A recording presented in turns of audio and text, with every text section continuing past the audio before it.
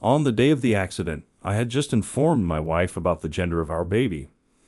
It was heartbreaking to hear it from her obstetrician during a prenatal checkup, but I wish I had heard it from her. Even though we talked, she lay motionless, not saying a word. I've been living like a slacker since losing my wife and our baby. I just wish I could join them soon. My name is Moon, and I'm 32 years old. 2 years ago, I lost my pregnant wife, Jennifer, and our unborn child in a car accident. They were on their way back from the maternity clinic. I used to accompany her to every prenatal checkup, but that day I couldn't get off work, so she went alone. By the time I reached the hospital, it was too late. Jennifer wasn't breathing anymore. She had many injuries on her face and body, so unlike how she looked when we parted ways in the morning. I held Jennifer's hand, noticing it was more bruised. The hospital staff told me it seemed she was trying to protect her belly, which explained the injuries. I couldn't stop crying after hearing that. She had said just the other day, "Moon, can I truly become a good mom?" I told her she was already amazing. Jennifer put our child's life before her own, showing her kindness and strength. The hospital where Jennifer and our baby were taken was also where she had her prenatal checkups. As I grieved next to my wife and child, our doctor came over. His eyes, usually filled with smiles, were now red and teary. "I had just told your wife about the gender of the baby today. It's truly heartbreaking." "It was a boy," he said before leaving. I knelt beside Jennifer, murmuring, "I wish I could have seen you hold him." My words echoed faintly, deepening my loneliness.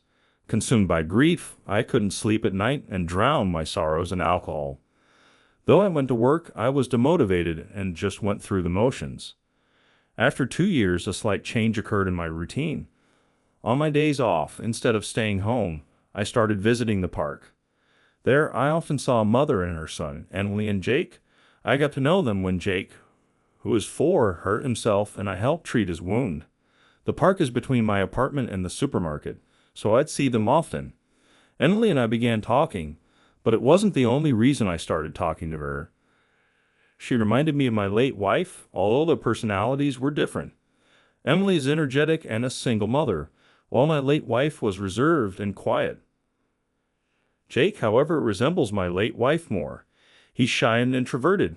I have never told Emily or Jake about this because it would be awkward to say they'd remind me of my late wife. Today, on my day off, as I headed to the supermarket, I stopped by the park. "Hey, Moon, will you play with me today?" Jake asked excitedly. Seeing him melts my heart. "Of course, buddy," I replied.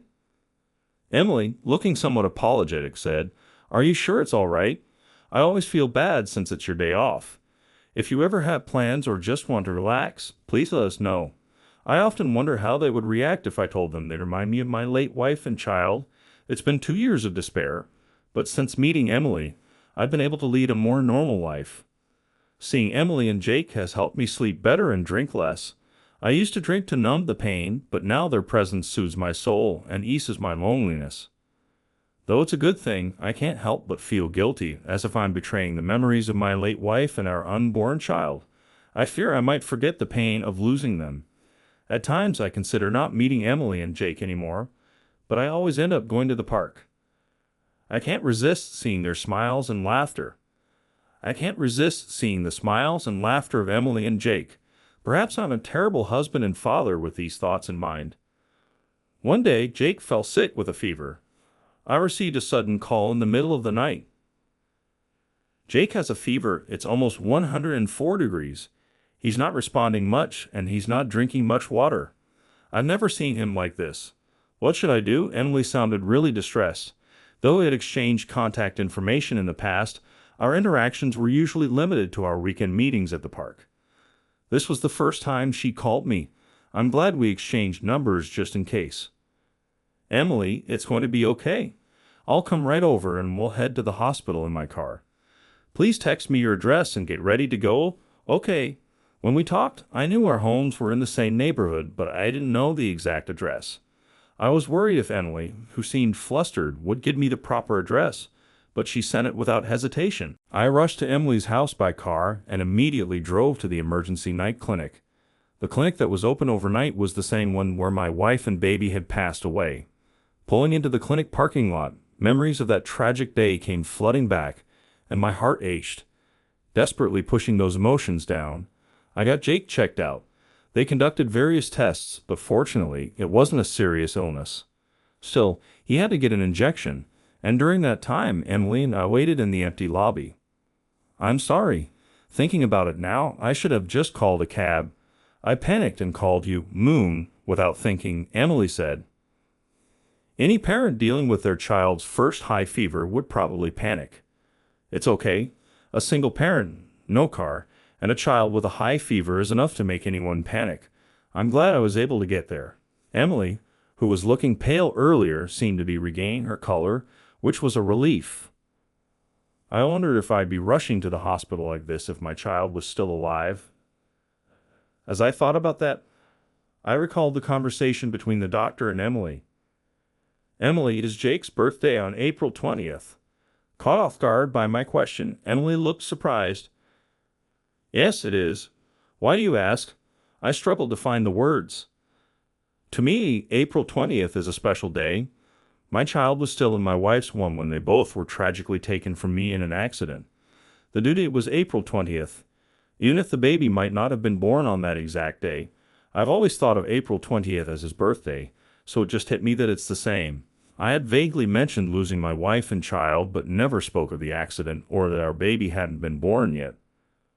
That must have been so hard for you, she replied. As a mother herself, maybe she understood how I felt. Emily looked deeply saddened.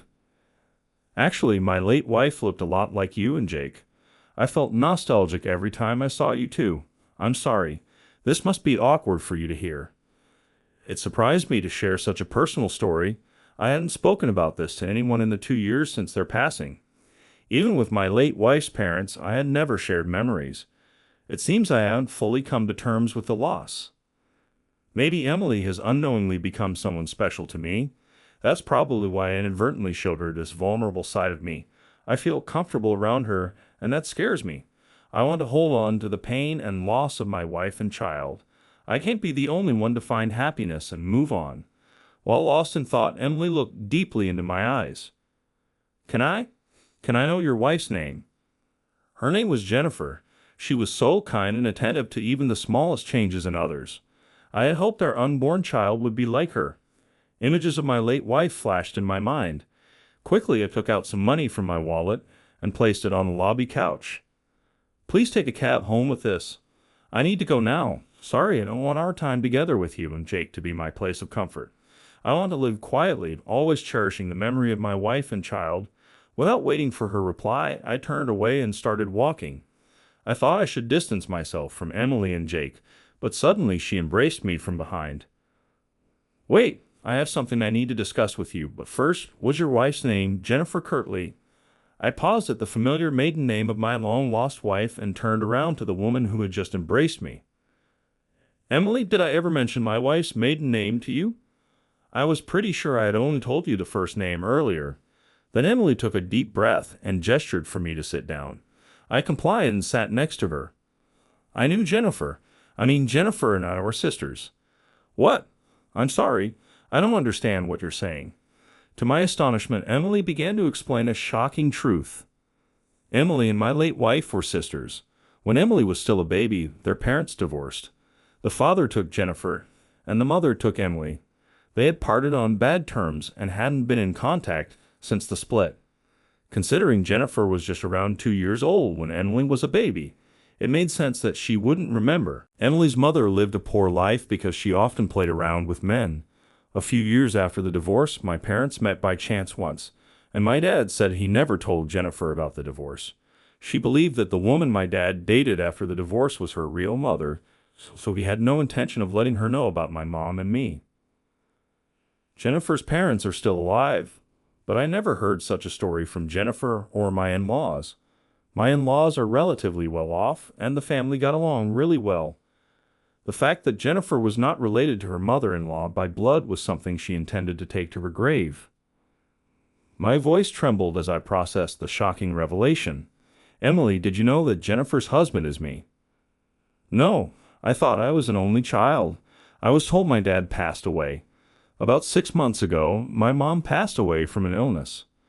Before she died, she told me about my father and sister. Just before Emily's mom passed away, Emily had divorced Jake's dad. The reason was Jake's dad's violence. I could have endured it if it was just me, but when he started hitting Jake, I realized I couldn't go on like this. With no mother and now no husband, I felt lonely and insecure, wondering if I could raise Jake on my own. So I thought of coming to this place where my dad and sister had lived. Even without meeting them, just knowing that her father and sister lived in this place, perhaps in a town like Nebraska, might have provided some solace to Emily. Out of curiosity, I confirmed the name of Emily's father, and sure enough, it matched my father-in-law's name. Indeed, Emily and my late wife Jennifer were sisters. It kind of makes sense now that you and Jake look like Jennifer. Jake's birthday and the expected birth date of the baby Jennifer was carrying were the same. I know it's a coincidence, but I feel a connection, I said, recalling Jennifer's smiling face. Yes, but Jennifer grew up in a happy family and married you, while I lived a hard life being oppressed by my husband. Now, even my sister isn't in this world anymore. Maybe I'm destined to be alone. I reached out to embrace Emily, but withdrew my hand. I told myself that I shouldn't be happy with someone else so that I wouldn't forget my wife and child. The two of us sat in silence until Emily finally spoke up. I've fallen for you, Moon, but when I think about how Jennifer, a sister I never met, might feel, I get scared. Maybe we shouldn't see each other anymore. I wanted to nod in agreement, but found myself frozen. Just then, Jake, who had finished his injection, returned with a nurse. He looked much better than before, still a bit wobbly but able to walk on his own. A sigh of relief escaped my lips. Jake, let's go home. I'll drive. You rest up, all right? As I spoke, Jake nodded but then said something puzzling. You know, I had a fever and it was really high, but then a woman holding a baby stroked my head. She was like a mom, a very kind person. Both I and Emily were taken aback upon hearing this and exchanged glances. This was because we were just talking about a woman who looked a lot like Emily. You know, that lady wanted to speak with Mom and Moon. She said, I wish you happiness. I told her I didn't understand, but she just smiled. I'm so confused. It became clear that my wife had come to visit Jake. That I wish you happiness must have been about me and Emily. Tears well up in my eyes as I took Emily's hand. Should we talk about our future once more? Let's find a path that will make both of us and Jake happy. Yes. I picked up Jake and left the hospital with Emily. I think my wife gave the hesitant Emily and me a little push from behind. After that, Emily and I dated and registered our marriage. When Jake started elementary school, Emily was also able to meet and talk with my in-laws. My father-in-law was quite fond of Emily, and he was thrilled when they met. Emily is currently pregnant, but the other day Jake mentioned something curious. The baby inside Mom's belly feels like the lady who stroked my head at the hospital. Emily and I looked at each other and chuckled. I believe that the new life inside Emily is being watched over by our departed Jennifer and her child, until I heard Jennifer's words at the hospital. Remembering her and our child brought unbearable pain, but not anymore. It feels as though Jennifer and our child aren't really gone. I believe they're always watching over us. That is why we who are alive want to laugh